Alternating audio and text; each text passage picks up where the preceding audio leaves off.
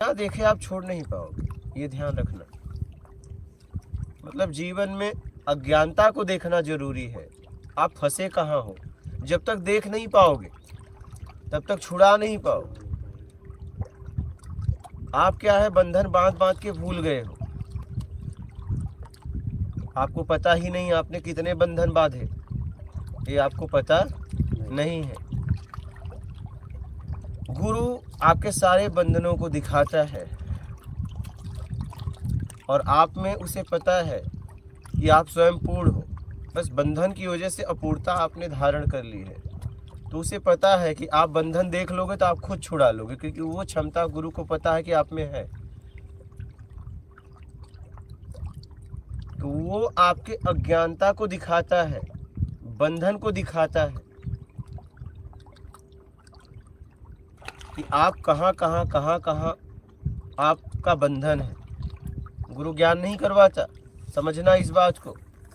गुरु ज्ञान नहीं करवाता है, वो तो पहले से आपको मौजूद है अंदर। गुरु बस आपके बंधनों को दिखाता है और कहता है इससे छुड़ा लो अपने आप। आप जब छुड़ाने का प्रयास करते हो तो गुरु कुछ शब्द दिया रहता है, उस शब्द तलवार है।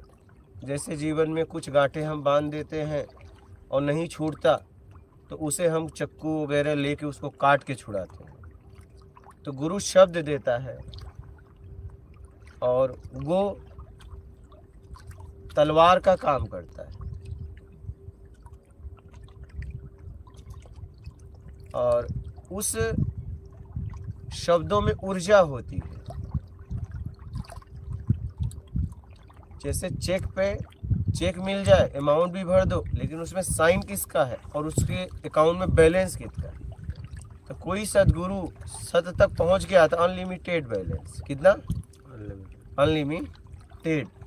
जैसे बैंक में आपने देखा होगा कि कुछ लोगों का तो जितना पैसा है उतना ही ट्रांसफ़र होता है, लेकिन कुछ लोगों का बैंक भी क्रेडिट देती है। लाख 2 लाख कई के आपके अकाउंट में एक भी रुपया नहीं रहेगा तो भी माइनस में हम देंगे आपको। क्या? अब उस व्यक्ति ने कुछ ऐसा ट्रांजैक्शन किया है, ऐसा व्यापार दिखाया है, ठीक है, तो उसके अकाउंट में बैलेंस नहीं है तो भी चेक पास हो जाता है, ठीक है। तो उस पे साइन का महत्व है और साइन करने वाले के अकाउंट में कितना है। अगर अकाउंट में पैसा नहीं है तो चेक काम नहीं करेगा। आप बात समझ रहे हैं? आज क्या हो रहा है, गड़बड़ी क्या हो गया, आप इसे बहुत गहराई से समझना। जितने भी महापुरुष बोले हैं आज तक, जितनी भी किताबें लिखी गई हैं, उनका भाव यही था कि आप इसके द्वारा पहुँचे। उनका भाव ये नहीं था कि आप इन शब्दों का प्रचार करें, नहीं। वो तो आपको इसलिए दिए कि आप इन शब्दों के द्वारा अपने परम स्थिति तक पहुँचे और फिर लोगों को मार्ग बताएं। लेकिन आज क्या हो गया पता है, शब्दों को ले लिए और उस शब्दों से जहाँ पहुँचना था वहाँ नहीं पहुँचे और शब्द बांटने लगे। जैसे मान लीजिए आप दूसरे का चेक बुक ले लीजिए और साइन कर कर बांटिए, तो क्या वो चेक कभी भजेगा? वो कुछ समय के लिए उसे हो जाएगा कि यार देखो हमको इतना अमाउंट का चेक मिल गया, लेकिन जैसे ही बेचारा जाके अपने अकाउंट में डालेगा माइनस में चला जाएगा। आपको पता है ना, बाउंस का पेनाल्टी लगती है। अब ज़्यादातर क्या हो रहा है, उन शब्दों से लोग पहुंच नहीं रहे हैं, उन शब्दों को लोग बांटने में लग गए। तो ज़्यादातर क्या हुआ, उन्होंने मेहनत किया कि समाज का आत्मिक कल्याण कैसे हो, आप उस परम स्थिति पर कैसे उपलब्ध हो जाओ। आप क्या है ना, उनके प्रचारक बन गए। समझना इस बात को, बहुत गहराई से समझना। वो कहीं देखते होंगे तो बहुत मतलब दुख सुख से परे थे, लेकिन कहीं कहीं अफसोस होता होगा आपकी गलतियों का, ये क्या कर बैठे। हम तो इनको शब्द देके आए थे कि अपने परम स्थिति को उपलब्ध हो जाओ, ये तो अपना बना के बांटने लगे और खुद तो परेशान हो रहे हैं, लोगों को भी कर रहे हैं, क्योंकि हर चेक बाउंस हो रहा है, हर चेक बाउंस हो रहा है। मेरी बात समझ रहे हैं? तो कहने का मतलब ये है कि गुरु शब्द देता है तो आप उसे साधारण ना समझिएगा। उन शब्दों में ऊर्जा है, उन शब्दों में ऊर्जा है। जैसे एक अनाज है तो उसमें ऊर्जा है, वो भोजन करते हो फिर वो मल हो जाता है, लेकिन उसकी ऊर्जा आपके शरीर में मिल जाती है, ये ध्यान रखना। वैसे ही शब्द का उपयोग करोगे ना, शब्द का उपयोग करोगे, शब्द चले जाएंगे, उस ऊर्जा से आप बंधनों को छुड़ा पाओ। भोजन से हमें क्या मिलता है? बल मिलता है। हम संसार में, हम काम करने में, देखो हम थक जाते हैं तो भोजन लेते हैं, तुरंत ऊर्जा आ जाती है।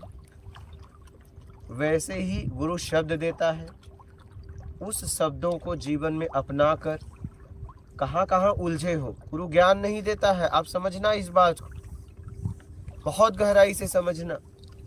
गुरु ज्ञान नहीं देता है, नहीं। गुरु आपको अगर मैं सीधा कहूं तो तलवार देता है।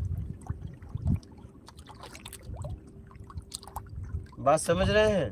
अगर मैं सीधा कहूं तो तलवार देता है।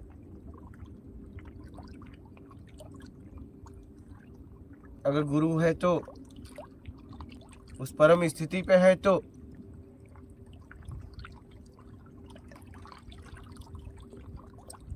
गुरु आपके अज्ञान को दिखाता है, बंधनों को दिखाता है, और कैसे उस बंधनों से छुड़ा लो उसके लिए आपको शब्दों द्वारा ऊर्जा देता है। और जब आप उसका उपयोग करते हो और आप अगर नहीं छुड़ाने में जरा सा इधर उधर होते हो तो गुरु उन शब्दों के पीछे कौन है? गुरु है।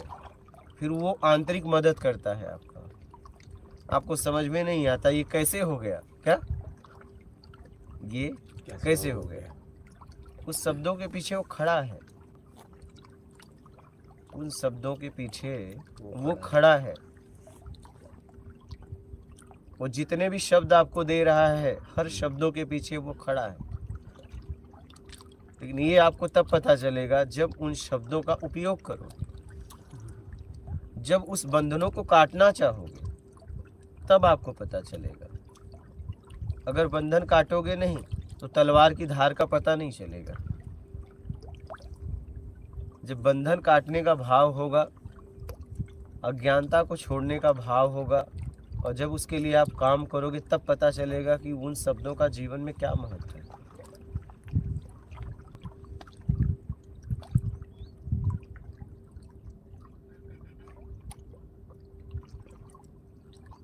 तो गुरु सतगुरु से मिलाता है और गुरु वहाँ खत्म हो जाता है।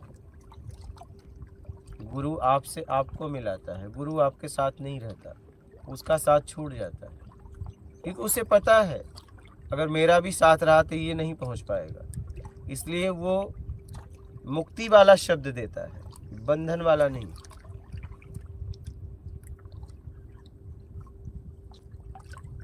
वो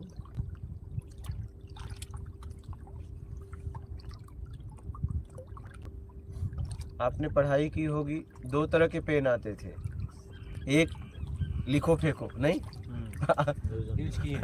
हाँ आते थे ना, लिख के फेंक, वो लिख के फेंकना ही पड़ता था क्योंकि उसमें कोई ऑप्शन नहीं था।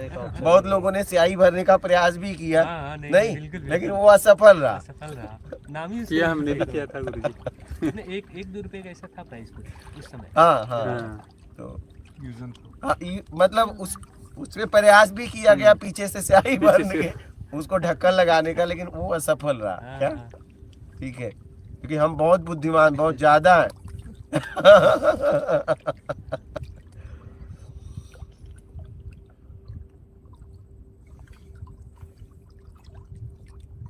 गुरु खोजना पड़ेगा, और जीवंत गुरु की बहुत जरूरत है, ये आप समझिए। क्योंकि जीवंत गुरु आपके भावनाओं को समझ के, आपके स्थिति परिस्थिति को समझते हुए शब्द देता है। किताबें कभी आपकी फीलिंग नहीं समझ सकती, किताबें कहीं फीलिंग नहीं समझ सकती। आप देखिए, जितने लोग हैं उनके जीवन में कहीं न कहीं जीवंत गुरु हुए। ये ध्यान देना इस बात को, जीवंत गुरु उनके जीवन में हुए कहीं न कहीं। चाहे किसी का नाम ले लो, समाज स्वयं गुरु है, प्रकृति स्वयं गुरु है। कपड़े कोई और देता है, भोजन कोई और देता है। आपको लगता है कि आप क्या करते हो, गलती कहाँ हो गई? गलती यहाँ हो गई कि महापुरुषों के पहुँचने के बाद के शब्द लिए, लेकिन कैसे पहुँचे वो छोड़ दिए। क्या उन्होंने पहुँचने के लिए कितना प्रयास किया वो छोड़ दिए। तो आज के लोग क्या कर रहे हैं? तप नहीं कर रहे हैं। क्या कर रहे हैं? न खाने से क्या हो जाएगा? ज्ञान हो जाएगा। मैं कह रहा हूँ खाने से ज्ञान हो जाएगा। खा खा के तो देख लिया ना, खा के तो देख लिया, एक बार न खा के देख लो, एक बार न खा के देख लो ना, उसमें क्या जाता है? एक बार अल्पाहार लेके देख लो, एक बार करने में क्या जाता है? क्योंकि खा खा के तो नहीं हुआ ना, इतने सालों से तो खा ही रहे हो, तो खा खा के तो नहीं हुआ ना। तो न खा के कुछ दिन देख लो, क्या फर्क पड़ता है? लोग मुझसे कहते हैं व्रत उपवास से कुछ होता है? बोला कुछ हो या ना हो, भोजन तो बचता है। ये फायदा तो अपने को है नहीं है, भोजन तो बचता है, वो किसी और के काम आ जाएगा। इस भाव से ही रख लो, क्योंकि अगर बचेगा तो कहीं कहीं तो जाएगा। क्या प्रकृति का यही नियम है, कोई न कोई उपयोग करेगा। आप भोजन बना के रख लो, आप नहीं खाओ, उसमें से कीड़े निकल के उसको खाएंगे, फिर उस कीड़े में से निकल के कीड़े को खाएंगे। यही प्रकृति है। यहाँ जिसके लिए जो बनता है उसका उपयोग होता है। आप करो चाहे कोई और करे, तो अगर हम कम करेंगे किसी को मिलेगा ना, कहीं कहीं वो जाएगा। ये समझना आप, कहीं न कहीं वो जाएगा।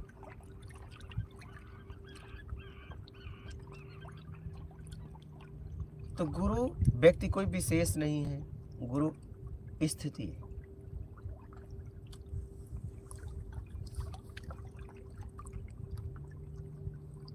और कोई भी गुरु होगा, गुरु इसलिए बोल रहा हूं कि सत गुरु, सत उसे सीधा सत्य कह सकते हैं। सत्य गुरु, सत्य तक पहुंचाने का मार्ग बताए, वो है सत गुरु। सत्संग भी उसे कहते हैं जहां सत्य का संग हो और सत्य से मिलने के लिए संग हो, उसे कहते हैं सत्संग। प्रवचन में, कथा में 3 लोग रहते हैं। कितने लोग? 3 लोग। सत्संग में 2 लोग। क्या ये ध्यान रखिए।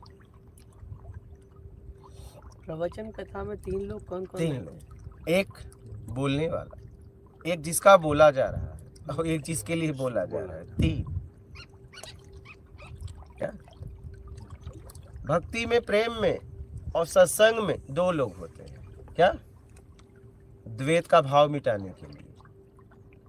वो कहता है, एक एक से कहता है कि तुम में और मुझ में कोई भेद नहीं है, तुम मेरे जैसे हो।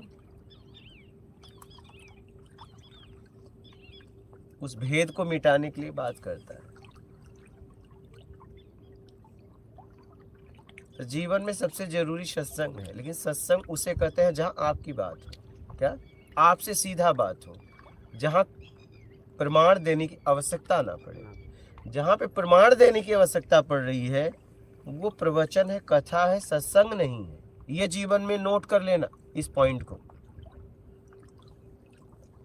को नोट कर लेना। जहाँ प्रमाण देने की जरूरत पड़ रही है वहां पे अगर, क्योंकि प्रमाण देने की जरूरत पड़ रही है तो इसका मतलब वहां प्रेम नहीं, और जहां प्रेम नहीं है वहां सत्संग नहीं। क्या? हाँ, जहां प्रेम नहीं वहां सत्संग नहीं हो सकता। सत्संग तो वहां होता है, प्रेम तो वहां होता है जहां 2 से 1 होना चाह रहे हैं। क्या द्वैत को, भाव को मिटाना चाह रहे हैं, उसे सत्संग कहते हैं।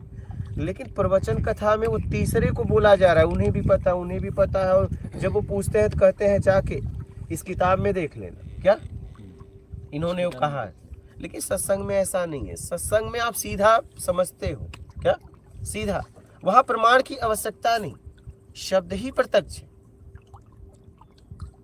वहां सीधा आपसे बात होती है, आपसे आत्मिक बात होती है। और इसलिए बात होती है कि इस भेद को कैसे खत्म किया जाए। मुझ में और तुझ में कोई भेद नहीं है, इस भेद को समझना ही भेद है। भेद से कैसे छुटकारा पाया जाए, इसके लिए सत्संग होता है। और सत्संग में याद रखना, भक्ति, प्रेम और सत्संग में दो होते हैं, तीन नहीं। क्योंकि तीन में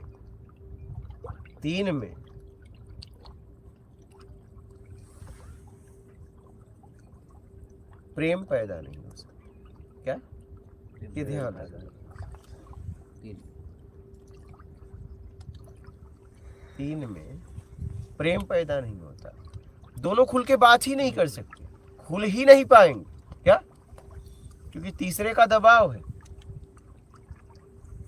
क्योंकि हम जब तीसरे को लेके चल रहे हैं तो दो बात ही नहीं कर पाएंगे, क्योंकि हमारे बीच में तीसरा है। तीसरे का आधार आ गया बीच, तो हम खुल नहीं पाएंगे, हम खुल के बोल नहीं पाएंगे, हम अपनी बात को रख नहीं पाएंगे। क्योंकि तीसरा है ना, तीसरा है तो लाज शर्म होगी ना, मर्यादा में बोलना पड़ेगा ना। क्योंकि तीसरे को लेके बोल रहे हैं ना, तीसरे ने जैसा जिया है वैसा बोलना पड़ेगा ना। तो सत्संग में आपकी बात होती है, आप इसे समझ लेना। प्रवचन अलग है, प्रवचन का मतलब किसी महापुरुष की वाणी को लेके बोलना। कथा का मतलब जिन्होंने समाज में कुछ समाज हित के लिए काम किया है, चाहे जैसे भी, उनके बारे में बोलना कथा, किसी की जीवनी बताना, ठीक है। और सत्संग मतलब जहाँ सत्य का संग हो और सत्य से मिलने के लिए बात हो, समझना, मतलब आपको आपसे मिलाने की बात हो, वो है सत्संग। आप इसे बहुत गहराई से समझ लेना आप लोग।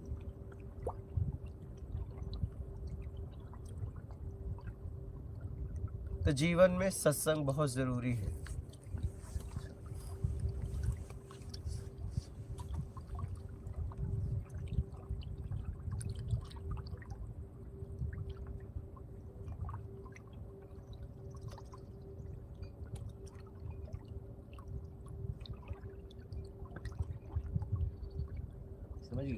गुरु, सतगुरु, प्रवचन, कथा, सत्संग का मतलब समझ गए? बोलिएगा कोई प्रश्न हो आप लोगों का।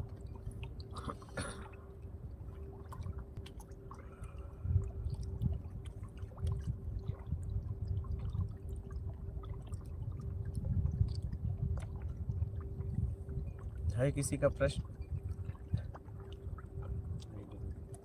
लाइव में लेना, बोलिए, इनका लीजिए। कर्म योनि और भोग योनि।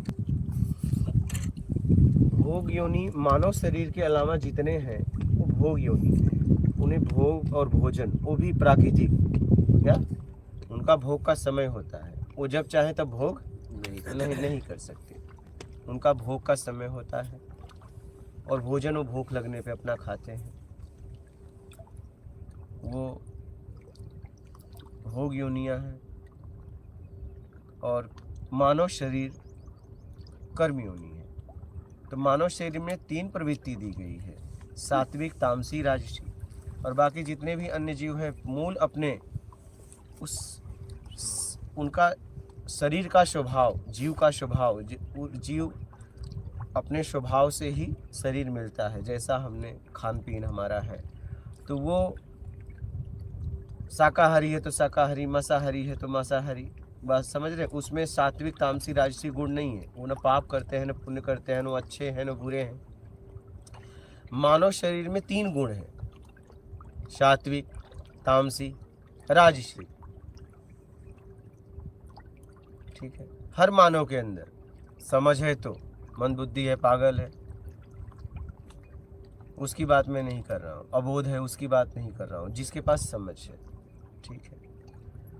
सात्विक, तामसी, राजसी। और ये कर्म का शरीर है और इसमें कर्ता का अधिकार है। इसमें भोजन और योग, योग हर शरीर में नहीं, इसी शरीर में योग करके अपने आप को साधना है। अब आप देखिए, मानव शरीर को एक स्वतंत्रता दी गई है कि वो जब चाहे भोग कर सकता है। अगर उसका शरीर काम कर रहा है, उसको कुछ प्रकृति के हिसाब से नहीं चलना है। वो जब चाहे तब, बारिश हो ठंडी हो, से चाहे जैसा माहौल हो, और भोजन जब चाहे वो कर सकता है। मतलब इसको पूरी तरह ये शरीर को छूट दी गई है।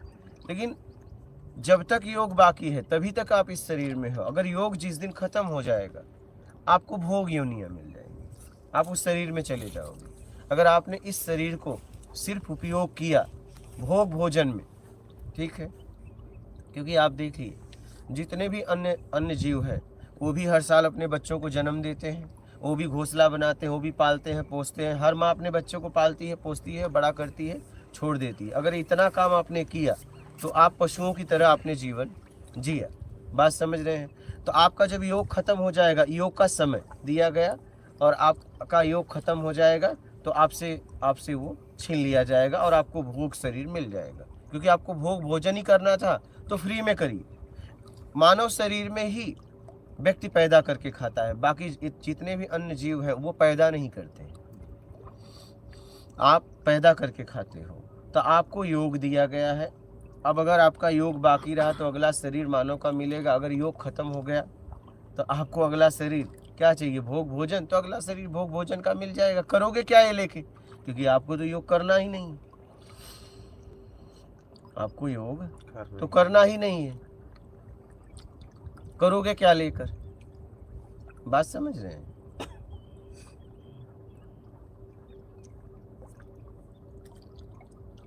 तो कर्म योनि ये शरीर है। आप मानव नहीं हो। यहाँ कुछ देखिए, आप ये बात समझ लेना। वही विद्युत पंखे में गई, पंखा नाच रहा है, वही विद्युत लाइट में गई, उजाला दे रहा है। अगर जगह बदल दो, बल्ब की जगह पंखे को लगा दो, पंखे की जगह, तो ये नाचने लगेगा, वो उजाला देगा। मतलब हम जिस शरीर में जाएंगे वैसा बर्ताव करने लगेंगे। यह बात समझ लेना इस बात को। अभी मानव शरीर मिला है, समझ भी है, सौभाग्यशाली हो।